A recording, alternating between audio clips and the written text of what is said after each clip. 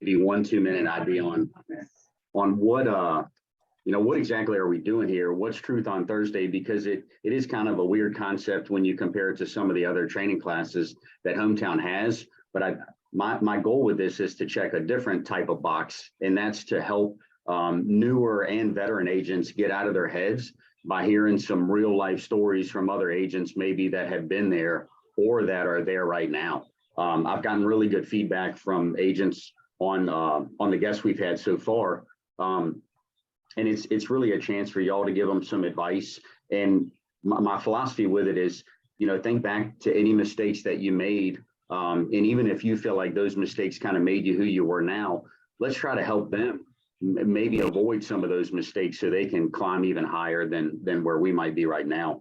I also want people to realize that their circumstances don't matter. Their background doesn't matter. Their hometown doesn't matter. It doesn't matter if you're local or not. You really, like us, we all come from different walks of life, but we found success in this business, and we didn't all do it the same way. So I think the hope is that them hearing this message, they realize that they can too, and it helps spur them into some action along with the specifics that you give them to kind of give them some direction. So we'll follow that format that we talked about and just rock out from there. The first guest we've got today is DeAnne Butler, and I'm excited for this one, mostly just because I don't know DeAnne as well as I probably should at this point, but I just kind of hear good things. And when I'm trying to find guests for this, anybody that I've heard good things about from a number of veteran agents, I try to kind of reach out to that person. So that's kind of how I found you, DeAnne. Well, thank you. Absolutely. And like I said, we'll follow that format. And really the beginning of it is just, where'd you come from? What team are you on? What office are you out of? What'd you do before real estate? What do you love about real estate? Take it from the top. Okay. Well, born and raised here in Richmond, went off to Virginia Tech. I'm a Hokie. Came back, lived, I was gone for 4 years, moved back here, moved out to Mechanicsville, got married, had kids. God gave me boys. I have plenty of boys. So I'm a football mom. So Hokie football and every other football where all my boys were. So I come from the hospitality industry. I have a hotel restaurant background. That's what my degree was in. That's what I did for 25 years. COVID came, shut us all down. I was director of catering at the Hilton at Short Pump. I had been there about 10 years. And so I had to find something else. So real estate, I thought about it. If I can sell $1 million wedding, I can sell $1 million house. So I went and talked to Mike, and it's history from there. So I'm at the Lee Davis office. I'm on Mike's team. How did you meet Mike? Oh, I guess a friend of mine does real estate, does radio, and he was meeting up with Mike to sell radio. And somehow they got to talking about me. Mike called me. I called him back. Of course, Cindy has helped me tremendously. Cindy has to keep Mike straight all the time. She's amazing. Yeah. Yes, she is. So, and it just kind of, rolled from there. Wow. I always like to ask how people met Mike, because I've never heard such a variety of stories in all of my life on how people have met one man. I think Correct. That's just a testament to how energetic and powerful he is socially. Dan, what's one thing you try to do every day to be successful as a real estate agent? Well, the fortune is in the follow-up. You have to follow up. I don't care if it's a brand new person that you met at the gas station, or if it's the client that you're building an RCI house for. You have to follow up with everybody. We're all fishing from the same pond. There you go, Chris. We're all fishing from the same pond out here in Hanover. So you got to find your niche. You got to decide, hey, I want to sell here. I want to sell there. When I first started, I was getting some Zillow leads down Tappahannock, Warsaw, Deltaville. So I started down there selling houses, and then I sell them here. I go about an hour each way, really. But it's the follow-up, whether that person knows you or not, you want them to get to know you. They have to know you. They have to like you. They have to trust you.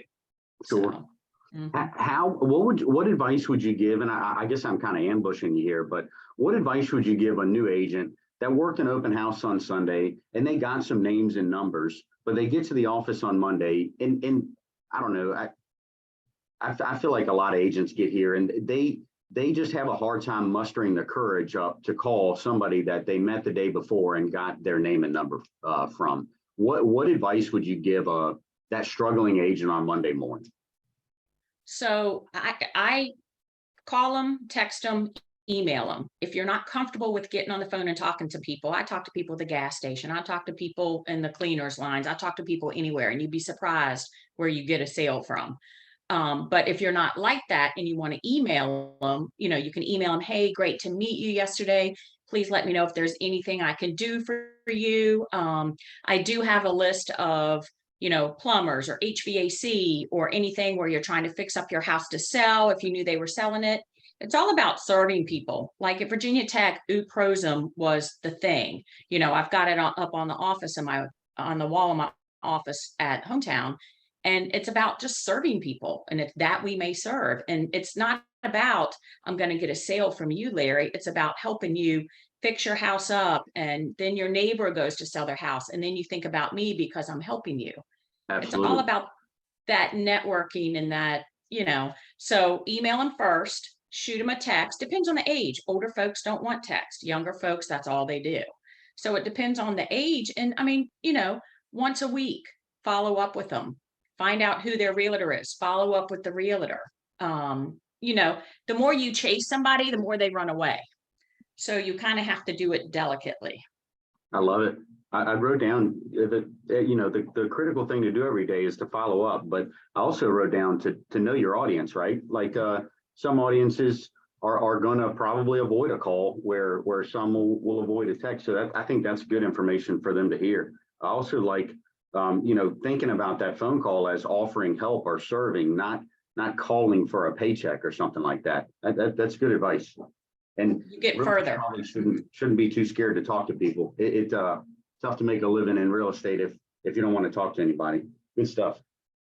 What's I guess in contrast, what's one lesson that real estate has taught you, but it's taught it to you the hard way, DeAnne? Well, not so much the hard way, but the first thing I sold was a piece of property down in Tappahannock. That was big stuff.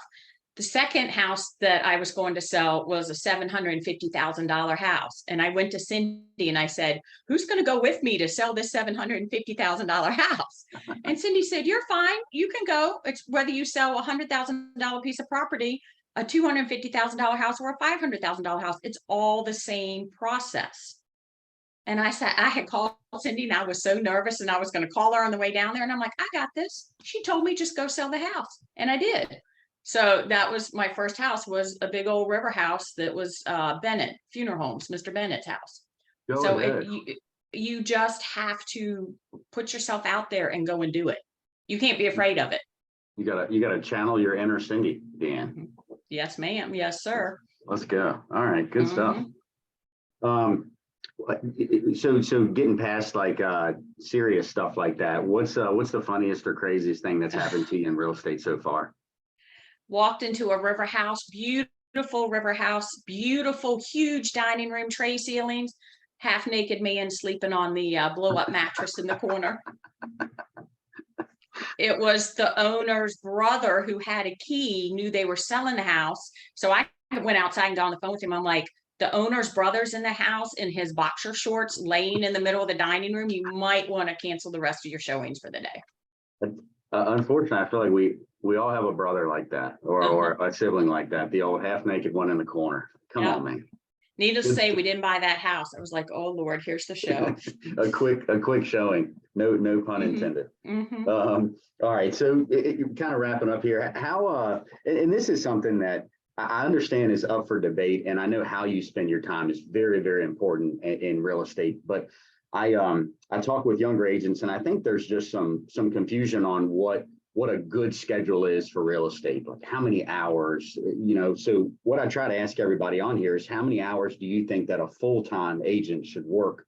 And what are the three best things you feel like they can do with those hours? Well, you know, when Jake Croco was on here, I don't know if it was last week or the week before, he said 6 hours, 3 and 3. And I'm kind of like him. I break it up into hours of where I have to do my business. And then I have my hours where I have to do my calling, my seeing my people, my going to lunch, my talking to people, that sort of thing. And it's not all day long.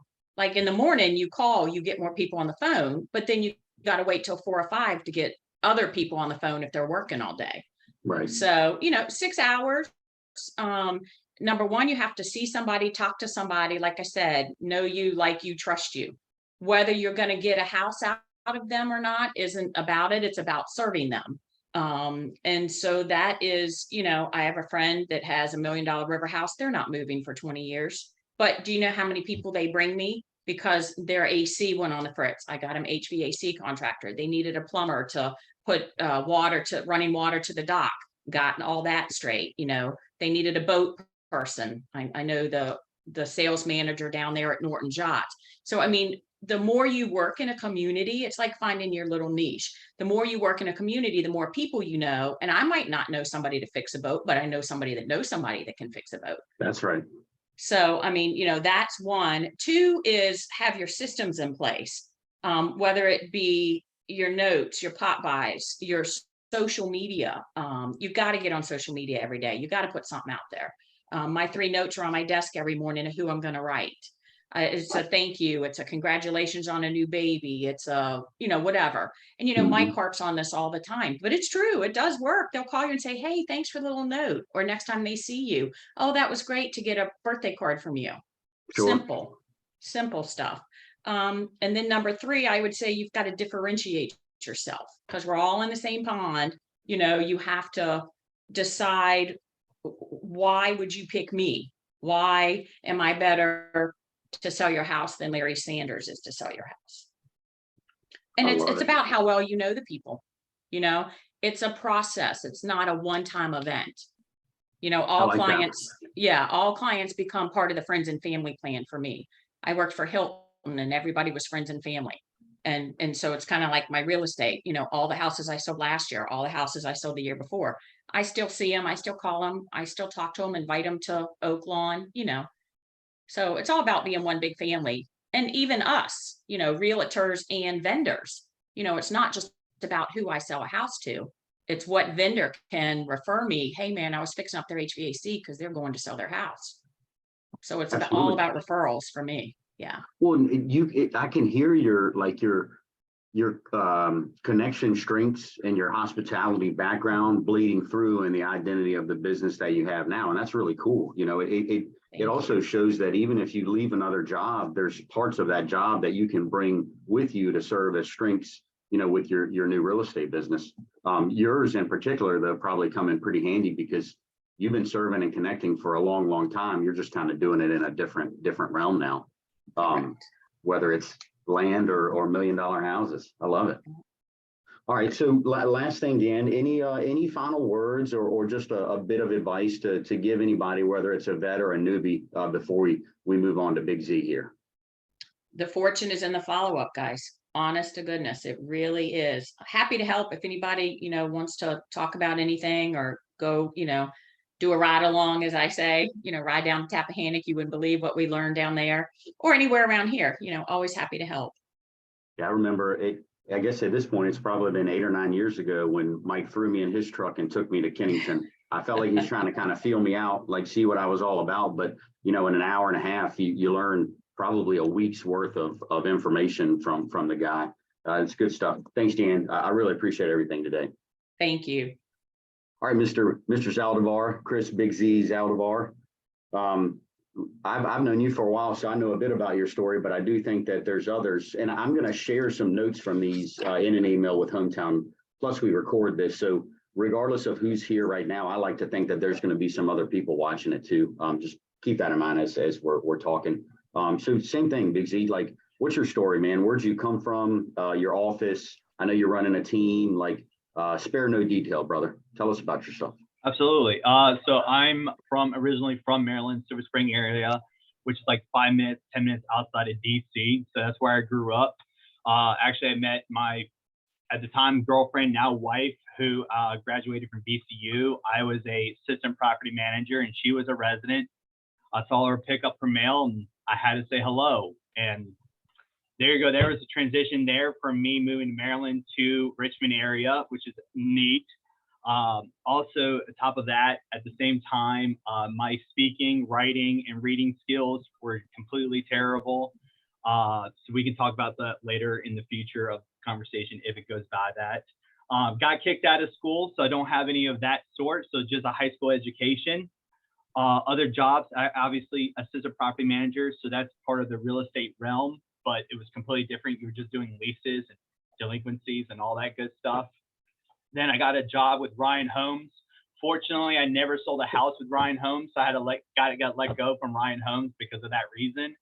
And then I didn't know what else to do, so I applied at UPS, USPS, FedEx. Could not get hired. I don't understand why. Then I started working at Buffalo Wild Wings and Old Navy at the same time while getting my real estate license. And that was 8 years ago. Now blossomed up in the Ashland office. Tell me about your team, Big Z. I know that you've worked hard to kind of create staff positions, create identities. I know you and Tater are doing really, really well together, man. How about just the dynamic of your team right now? So great question. So team leader here, but then we have Jen Pound. She does all the transactions. She does all the I's, cross all the T's. I mean, runs everything. She's like, I would say pretty much the backbone of the company. Then you have Tate Morris. I mean, Tate Morris is a universal realtor. I mean, he does the buying and the selling side. And what's kind of neat too is that him and I are completely different. He's a cop. He was a cop of Northern Virginia. So obviously I'm not a cop. I don't do any of those cop things. So, and then just having that dynamic is awesome. I mean, that's just huge. And then we also have a new agent named Chris. Right now he's an open house specialist. So we're having him doing that as well. What's Chris's last name? Alfaro. I hope I'm pronouncing it right. Alfaro. Very cool. Love it. Love it. Yeah. Big Z, what's one thing you try to do every day to be successful as a real estate agent? Show up. You just gotta show up. You gotta get dressed, look the part. I mean, literally button up shirt, black pants. What you can do. There's times where I came in the office. I'm not lying, but it looks like a dirty butt wife beater. My apologies. I'm super sorry. I'm super sorry. And one time, so we got a person that came in through the door, wanted to talk to a realtor, and I was the only one in the office. Thank goodness for Dean literally took his shirt off of him, his polo shirt, and gave it to me and go, there you go. I mean, I was completely embarrassed. So don't get me wrong, since that was many moons ago, I was getting better, but this year is you gotta look the part. If you're gonna sell a house, you gotta look the part. You never know who you're gonna be. 100%. Well, and I think throwing some gym shorts and a wife beater on might be quick and easy. Right. But getting yourself ready, throwing on a button-up shirt, some dress pants, like I don't know, man. I'm speaking for myself, but I feel like you just like feel a little better after you do that. Like you have a little bit more mojo to go sell something. I mean, you're absolutely right. It's just like a professional, right? Like, I don't know if anyone plays sports here, but like back in, if you play sports, once you put that jersey on, you put your pads on, you just felt different, right? Yeah. You have that superhero cape, more or less. So when you put that button-up shirt on, that slacks or watch or whatever, jewelry, you just feel like you're that part. So you just show off. It's a show off factor, right? 100%. I mean, you've got a powerful shirt on today, Big Z. I like it. Yeah, I mean, come on. I look different. Dan was talking about being different. I mean, I love flowers. So, I mean, I got flowers everywhere. So, that's absolutely. Right. Heck yeah, absolutely. Man. Look at y'all blending the truth on Thursday. I dig it.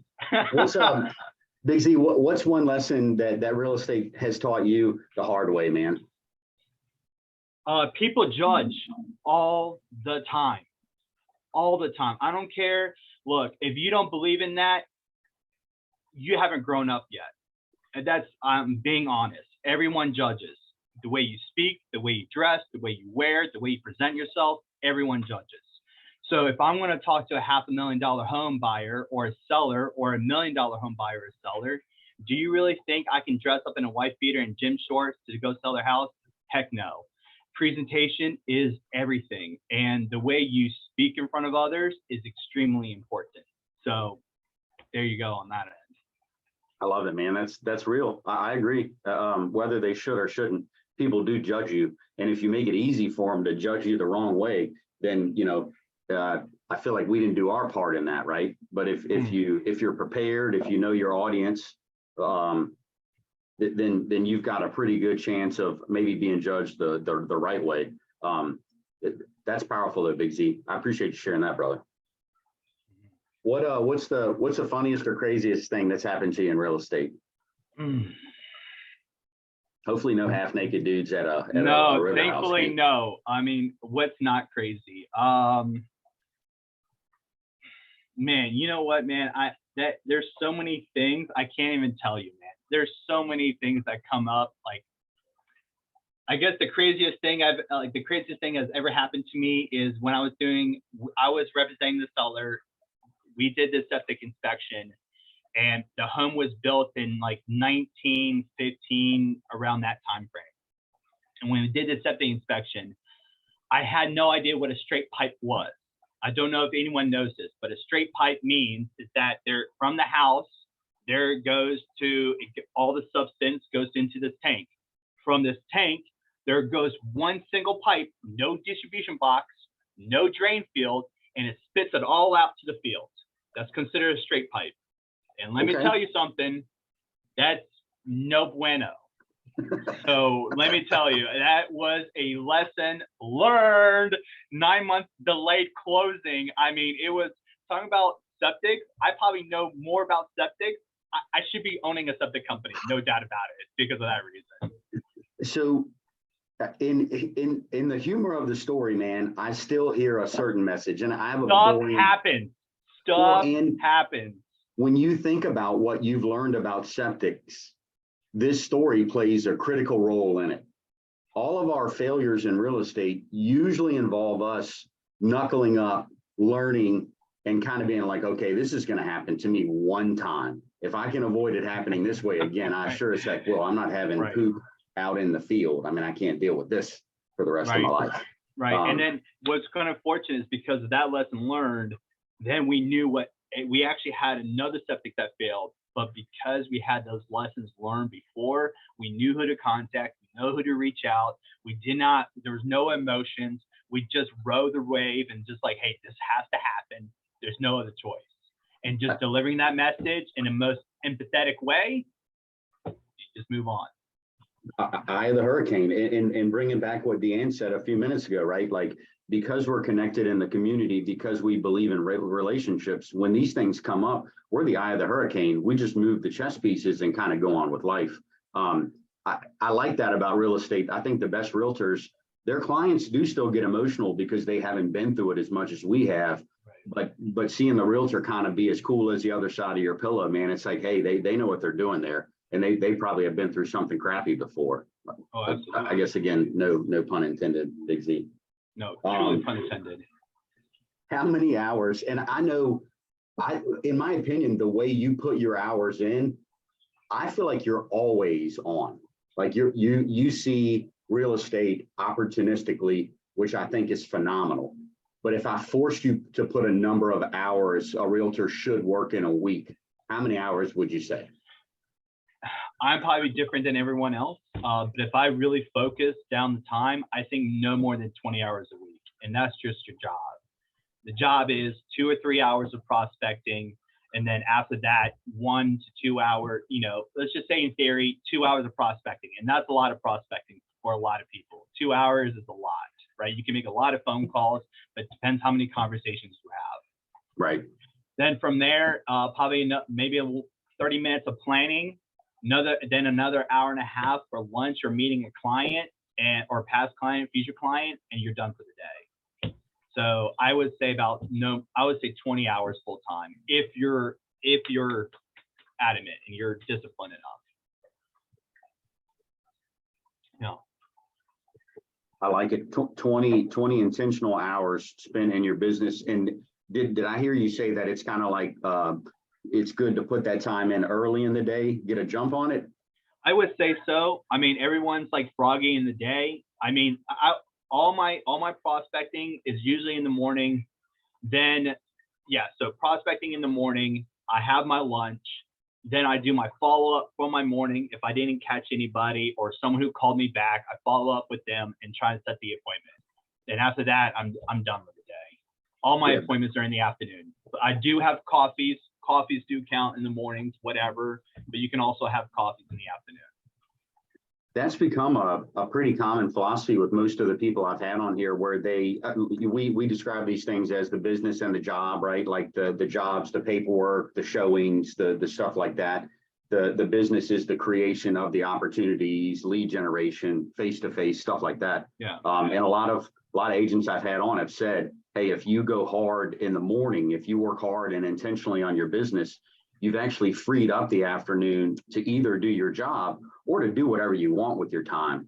But if you don't put that AM time in, you chase your tail all day and the day kind of gets away from you. So it's good to kind of hear you echo that philosophy, even though I know you are a man of the streets and you're liable to be anywhere at any time. Kind of Right, like but to interrupt on that, just going back, I know a lot of people, like when I started the business, I worked at Old Navy at 3 to 4 in the morning to almost like 10 in the morning, right? So, I mean, when you first start, I get the mornings may not even work. You may have a family, you have to do things around, whatever, but there has to be some sort of prospecting. If you're not a morning person, that's fine. I know a lot of people who are successful in doing I follow up. Actually, I still do my prospecting around lunchtime because I've noticed there's a lot of people who have a real 9-to-5 job and their break time is lunch. So why not follow up between 11 and 1? I mean, there's no problem with that as well. As long as you can do it, right? Sure. Huh. I dig it, man. I dig it. Okay. So any final words or advice you got, Big Z? Yes, I recommend a book called Exactly What to Say by Phil Jones. I highly recommend the book. And what's really neat is I've noticed these 5 points. Questions creates conversations. Conversations creates relationships. Relationships creates opportunities, and opportunities create sales. So those are questions create conversations. Conversations create relationships. Relationships creates opportunities. Opportunities create sales. And that's part of our business, right? It's all about clarity. So curiosity creates certainty. From certainty, you create empathy. Empathy, you create, I have this on my board because it's like really focused for this year. Again, curiosity creates certainty. Certainty creates empathy. Empathy creates relationships. And actions creates courage. Yeah, Big Z. I didn't know when you became such a philosopher, but I appreciate you, brother. Absolutely. So that's DeAnne and Big Z, I appreciate both of you. I know that your time is valuable, and especially in the morning, to put some time aside to do this is a big gesture. So I'm very grateful to both of you for it. And if either of you ever need anything, I'm glad to know you both a little bit better now. Y'all reach out. I'll do anything I can to help us all climb higher. Appreciate anybody else that jumped on today. We do it every Thursday at 10 a.m. We try to have a male and female guest every week.